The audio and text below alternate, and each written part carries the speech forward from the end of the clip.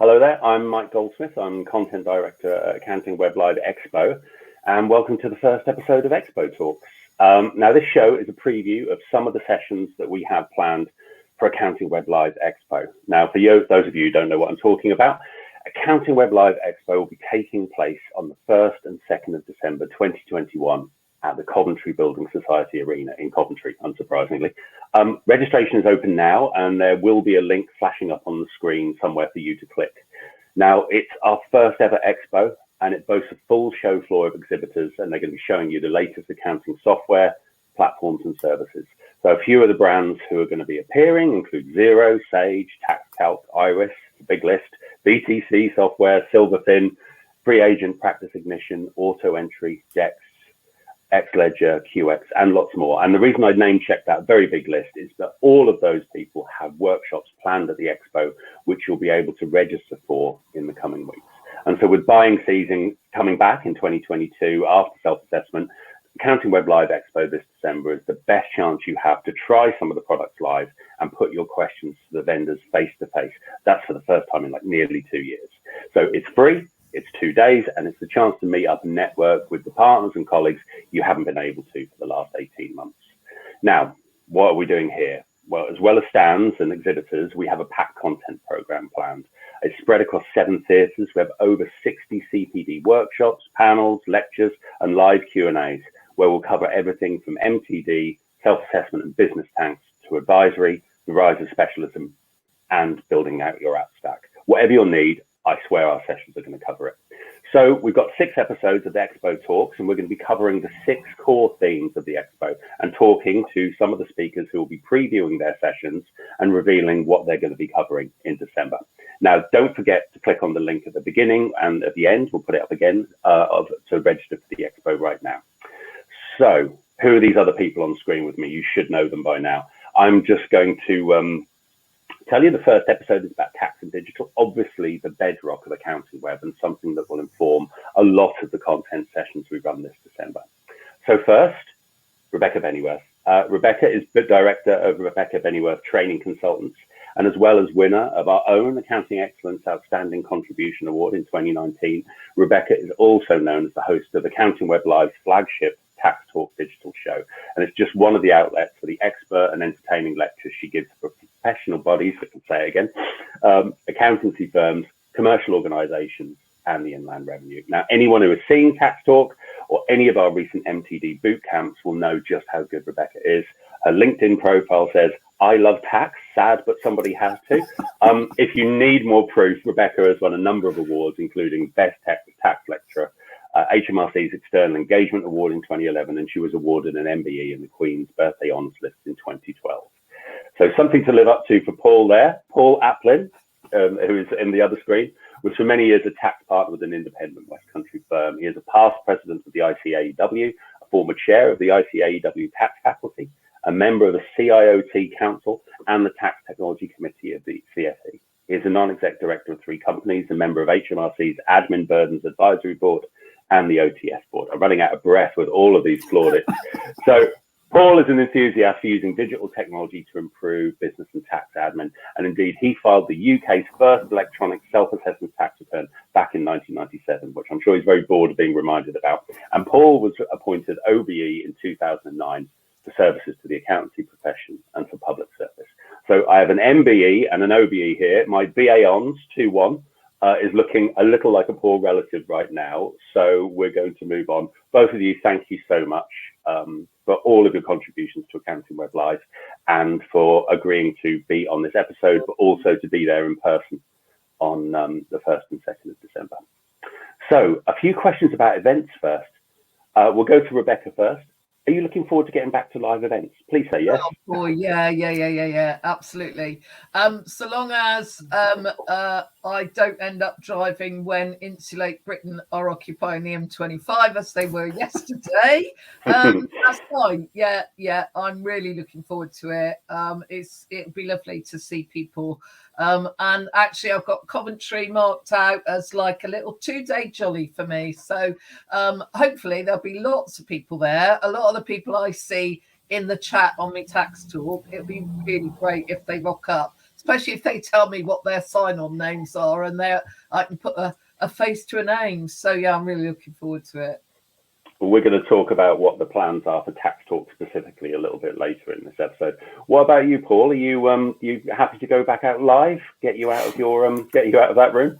Yeah. I'm really looking forward to it. Probably not quite as much as my border collie.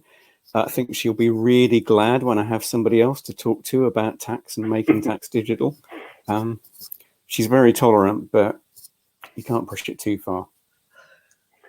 And what's the first, I mean, obviously you've both been lecturing for quite some time. What are the first events you've spoken at? You know, what's your kind of experience there? Any war stories you can share? What about you, Paul? Oh, wow. I'll share my first experience, which was a bit of a war story, but then I'll share somebody else's, which was even worse.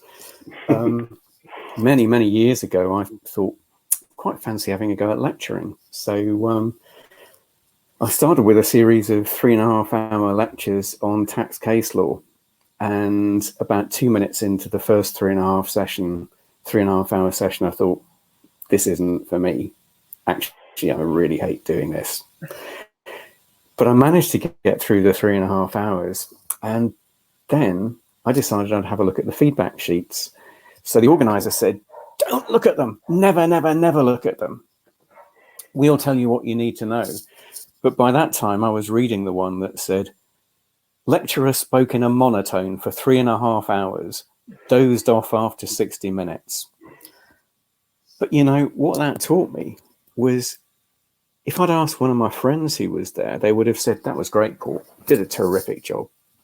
What I actually needed to hear was the really painful thing, which made me go away, think about it, and think, 3.5 hours, that's not for you. Find what is right for you.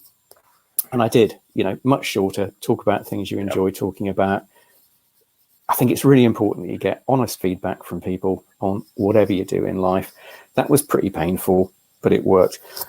Could it get any worse? Yeah, I went to a lecture about 2 years ago, and the lecturer, who is well known to all of us, stood up and said, right, I've got a lot of technical material. I've got a lot of PowerPoint slides. Behind him on the screen was the little Windows water going down the sink thing with the message, Windows update in progress. Do not switch off your machine. Can I just say that none of this will be happening at AccountingWEB Live Expo on the 1st and 2nd of December 2021. What about, because, and at no point have we ever had technical difficulties on these shows or episodes, especially not this morning. What about you, Rebecca? Have you got any war stories? What do you think makes a good event?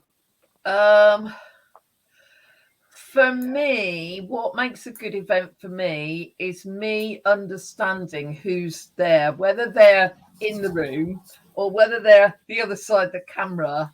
Unless I've got a good handle on who they are, what they do every day, and what they're hoping to get from the session, I get jittery. Because if I don't know who I'm talking to, you know, you can talk about, I say to people, look, I can talk about this subject in any way you like for probably 40, 50 different audiences.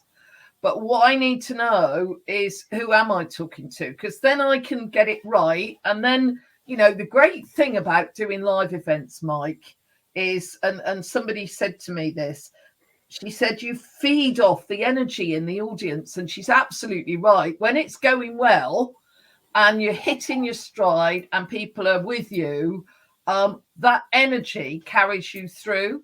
And actually, that's what's been really hard about the last 18 months is you haven't got that on Zoom. You know, you're just talking at a screen and hoping you're hitting the mark. Sometimes you'll get little feedback questions and stuff like that. But it is a very, very different technique. And you get much tireder because you're not getting that fantastic energy coming back from the audience. So I will just share with you one awful. I mean, obviously, I'm a jobbing lecturer. Jobbing lecturers who are out on the road every day. We swap war stories like nobody. But my very, very worst, I rocked up to a hotel I won't name in, let's say, in the West Midlands. It is a particularly ropey hotel. It is a bit grim, but it was at its grimmest that day. The table that my laptop and projector were on was a bit wobbly, and I lifted up the white cloth, and there was a fork stuck through, which was like keeping it from collapsing through the tines of the fork. And as I looked at the fork, my eye was drawn downwards, and there was a piece of broccoli. And they'd had a dinner in there the night before and clearly hadn't properly serviced the room. And as I looked around, I could see bits of dinner on the floor. And I just thought, oh my goodness, I can't wait to get out of this place. But anyway, here you go. I'm obviously really enjoying this line of questioning. Just to confirm that the Coventry Building Society Arena on the 1st and 2nd of December, another plug, is all been freshly done out. It is the home of Wasps for any rugby fans, and also Coventry City are back there this season, I think. It's absolutely great, and we're going to turn it orange for AccountingWEB, and it will be really great. I know they've got lots and lots of lovely new facilities. There might not be enough broccoli for Rebecca, but we'll see what we can do in the appropriately named green room for our guests. So there is the list of things that we shouldn't do. I'm looking forward to asking lots of other guests over the coming weeks to give me the list of things that I definitely shouldn't do, or else I won't be here next year. So you're both going to be there over the 1st and 2nd. We're currently going through and assigning all of the panels and Q&As and everything that both Paul and Rebecca will be at. So we're going to be asking them a little bit about some of the topics. Now, AccountingWEB Live Expo is the first kind of accounting or finance-oriented show that's going to be after the autumn statement, but before self-assessment. It's a really sweet spot for us. So obviously we've got some sessions planned out where you two will be discussing the autumn statement, spending review and budget that's coming on October the 27th. I don't have a crystal ball. I know lots of people are predicting stealth taxes and significant rises for capital gains and business tax. What do you two think the Chancellor will be revealing in October? What are we going to be discussing at the show? Boy, Paul, got any ideas? I don't know. I mean, I could roll out all the usual predictions that I've made every year for the last, 30, 40 years of my career. Where do you start? Okay, we've had an announcement recently about, the new taxes to fund social care and NHS.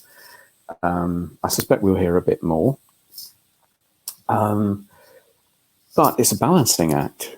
We're still in the pandemic. So while there will probably be a bit of revenue raising, I think the Chancellor's also going to be looking at boosting the economy, as we saw last time. Yeah. There's got to be a balance of measures of give and take. So as always with a budget, there'll be a rabbit out of the hat. Will it be a big, happy, smiling rabbit saying, here's a new boost for business? Or will it be a fairly grumpy rabbit saying, actually, I need a bit more of your money? Who knows? I suspect it'll be a very serious-minded rabbit saying, look, we're in difficult times. We all know that. We've got to cut our cloth accordingly. However, we've got to power the economy to get through this. I think we're going to see some balance. My guess is there'll be more about boosting the economy than there will be bad news. I think we've just had the bad news, or the bulk of the bad news up front. I think the budget will be about getting us into better waters. And how do you feel, Becky? Yeah, I mean, if in a way, Mike, it's easier to say what's not going to be in it. What's not going to be in it? Much on personal tax, because, I expect them to go back to their manifesto commitment not to increase tax and national insurance, because in a way they'll claim they haven't increased national insurance. They've introduced a new tax, which, I've said for 5 years, it's the only way to raise tax revenue is to come up with another tax. If you've locked yourself down on VAT and, all the big hitters, what are you going to do? Well, you're going to stick corporation tax up. Oh, yeah, done that in the Finance Act. And then, come up with new taxes. We're not going to see any changes in personal allowances, basic rate ban. All that's been legislated for in Finance Act 21. capital gains tax, I still get people going, do you think it's going to go up? And what my response to that as a practitioner is, well, if you're planning a transaction, I'd get it out of the way if I were you. But no, I'm not going to say it's going to go up. And Paul's absolutely right. I think last week was a really clever ploy.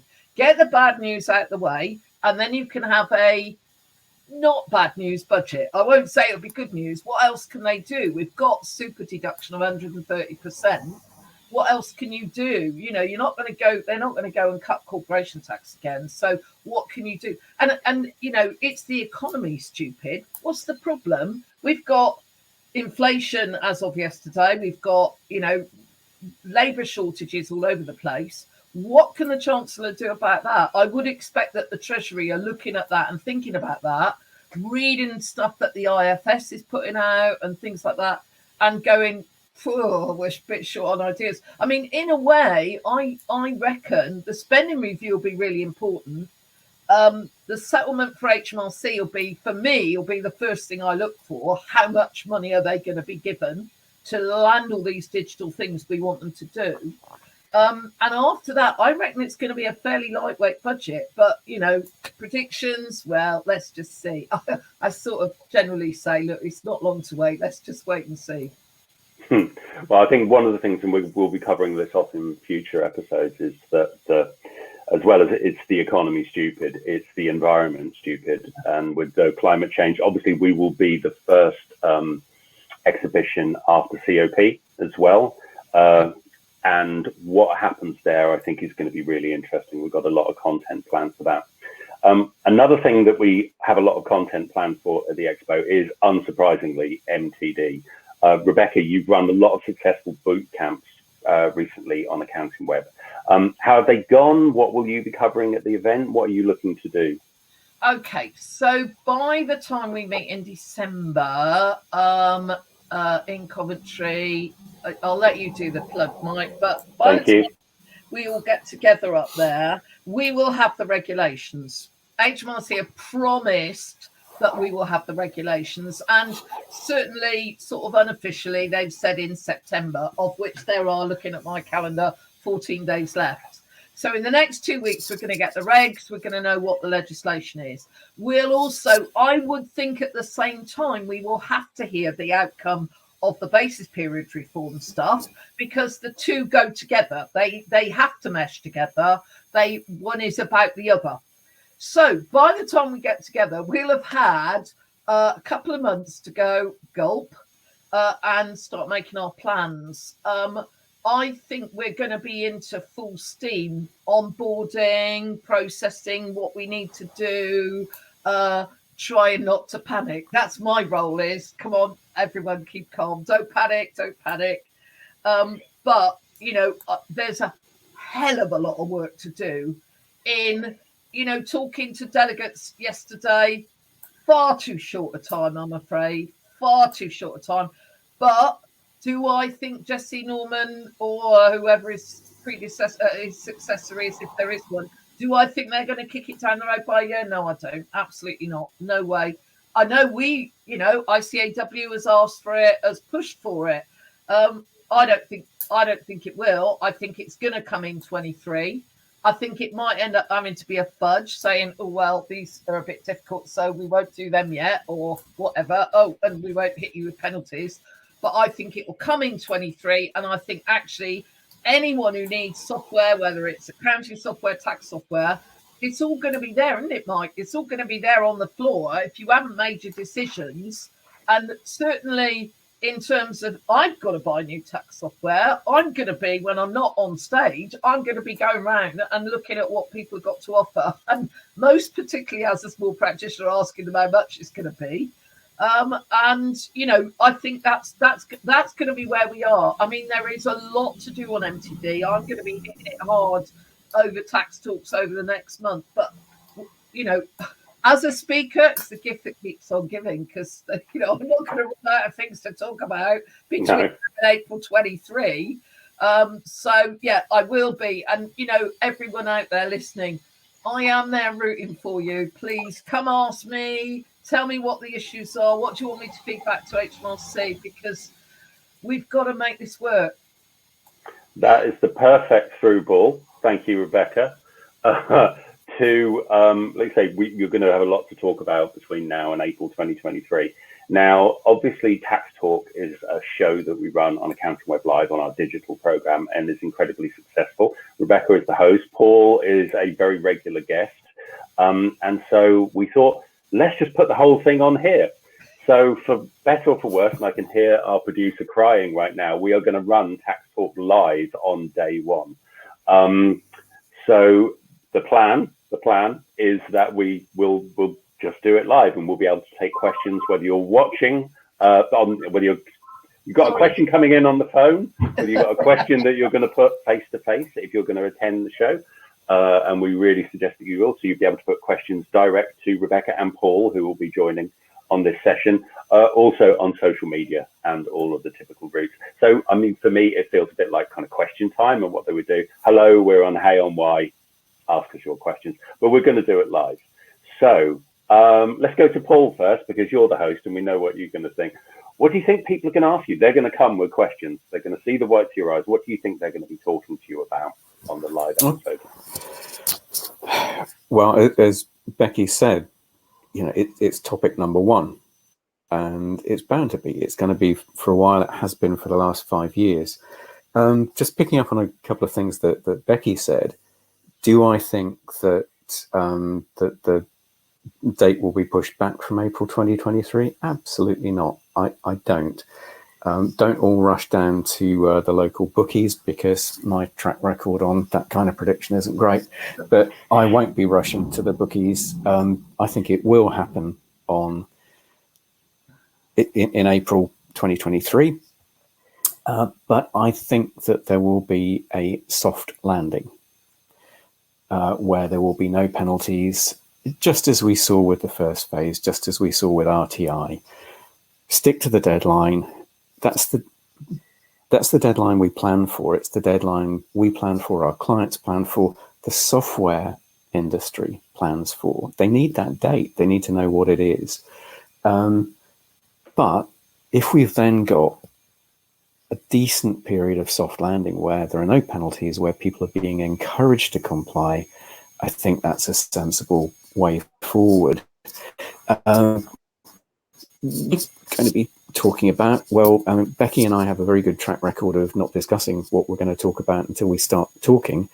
And I think actually that's a really good way to do it, because it becomes a conversation. The more you plan it, I think probably the less interesting it is. The more it becomes a conversation, I think the more interesting it is. So where do I want to go? I want to go beyond MTD.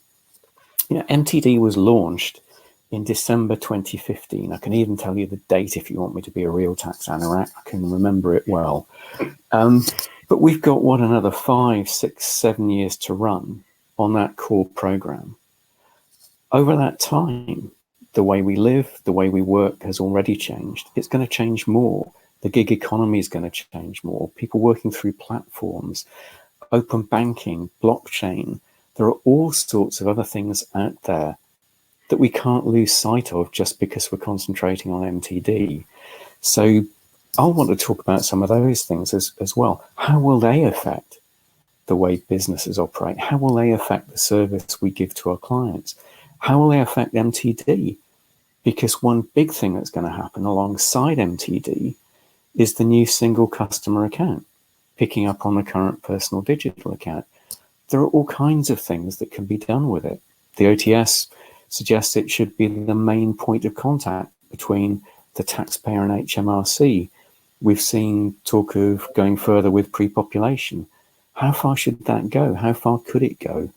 All of those things are going to be happening outside and around MTD, and we mustn't lose sight of any of those things either. For me, that's the really exciting stuff. MTD is the core platform on which we can build. It's the thing that gets people moving to digital. And perhaps if I leave you with one thought, because I know I'm already on the soapbox, one question that is put to me is, why would I want to do this with software when I can do it in half the time with a pen and paper? I think that's the wrong question, because the answer to that is yeah, of course you can do it in half the time on a piece of paper with a pen and a calculator.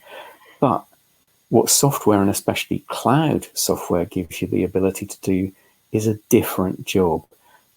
If you look at technology as just a way of mechanizing something you already do with pen and paper, I think you're missing half the answer. I think if you look at it as something that can enable you to give a completely different service, to do completely different things, a different answer becomes apparent. And, you know, I spent years arguing that people shouldn't be forced to go digital. And I still don't think they should be forced to go digital. I think the right way forward is to show what you can do with digital and encourage people to use it if they want to. And I'm a great believer in letting the market drive us forward. But I think that, you know, that second piece about not just digitalizing a manual process, but what can you do with cloud, especially, that you can't do in any other way? That for me is the really exciting piece of all this. You're absolutely right, Paul. My practice now is unrecognizable compared to 3 years ago. Absolute everything. Staffing, fees, what we do, how we do it, how we interact with clients, everything. There is nothing that's the same. And I love it. It's, you know, I've got no more Januaries with carrier bags of bits of paper because I don't have to do it anymore. And, you know, it's absolutely great. And that's one of the reasons I'm so passionate about it is I've already done the journey and I quite like the sunny uplands of digital. I mean, I'm not quite as tech as you, Paul, but, you know, it is great. So that's something I want to share with my fellow accountants who are all sitting there going, oh, this is going to be awful. So everyone can bring their questions along. I think Paul has firmly told everyone that they need to raise their game. It's not just MTD, it's going to be what lies beyond. Obviously, this is the last show before Christmas and then before self-assessment, right? So you will get a lot of questions on self-assessment. I'm not going to ask you your tips here because we're not going to preview what you're going to be doing. You're going to be doing it live. So everyone, like I say, we'll be announcing the content program and you'll be able to register for the sessions. The Tax Talk Live will be held live. The clue is in the name, but it will be held in the main community hub in the center of the expo, which is where all of our core community focused content is. So it's going to be great. Now, we don't just have Rebecca and Paul. Obviously, they're fantastic. We have lots of other tax content planned with amazing guest speakers. I can reveal that we have the likes of Julia Penny, Anita Monteith, Chris Maslin, Rebecca Seeley-Harris, Jason Croak, Steve Collins, and also Peter Rainey. We've got all of the stars there. They'll be covering everything from business tax, anti-money laundering to financial reporting, and the effects of Brexit that businesses are now beginning to feel. Now, as well as all of the best speakers, HMRC will be present at the event to talk about MTD and lots more. I'm not going to reveal exactly who we've got. When I did reveal to Rebecca a couple of weeks who had confirmed, she punched the air, which was very good to see. So a final question to you both before we wrap up. HMRC are going to be there with a lot of representation. What one question will you put to them about MTD? We'll go to Paul first. Whoa. One question. That's all you're allowed. How far and how fast are you going to go with the single customer account?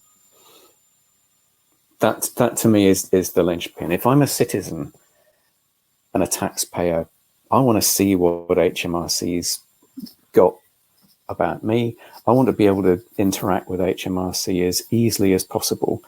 And I don't want us to lose sight of that idea of personalization of tax, of putting the citizen at the center of tax. MTD is on one set of tracks. I think the single customer account is on another.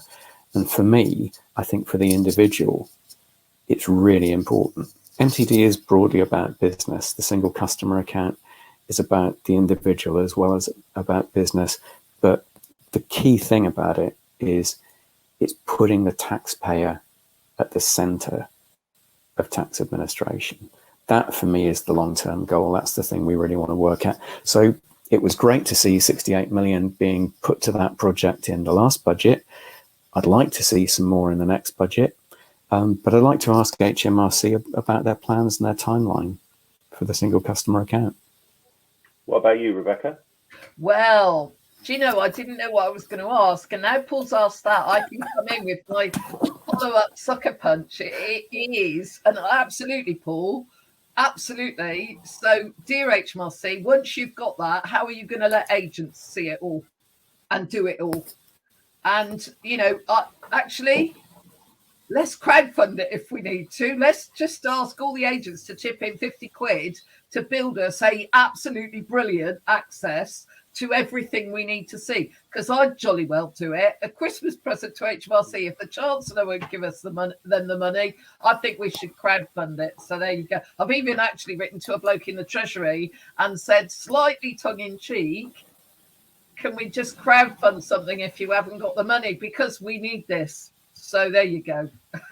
Well, I have to update HMRC on some speaker plans later on. I will put that to them just as a, you know, and obviously there's 10% for the, you know, for the agency. Right, okay. Well, thank you both for joining us. I know you're really busy. Thanks again for all of your input over the last year, both on our digital program, and it'll be great to see you live on the 1st and 2nd.